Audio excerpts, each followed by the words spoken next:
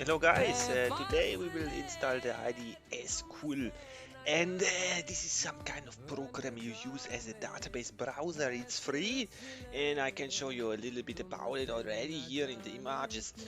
So if you want to use some free browser to see your database or the client database or something like that, so you could use that one. So some alternative, for example, would be the Beaver. I think I've already shown you how to use that. So we have here how it looks. So you have here the normal Windows menu and then the browser of the database.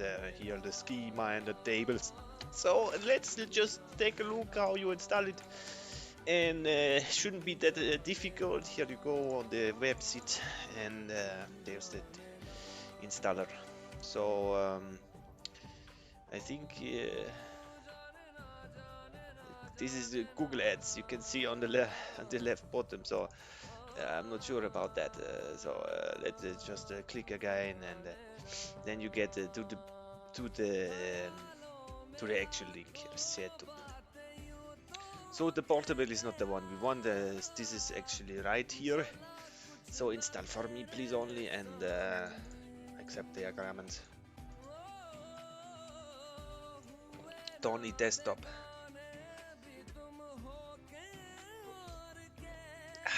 So completing and launch, please.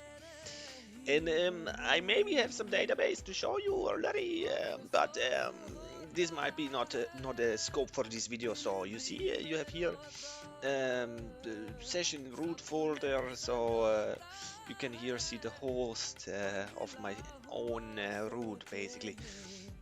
So what is this host? Basically 127.0.0. What is it? And then you have here a standard address for the loopback. So it's some Windows own server of the own machine. So yeah, I mean that's basically it. HeidiSQL. You can try it out yourself, and yeah, I'm very happy to help and catch you around. So see you later, guys. Keep learning, and goodbye.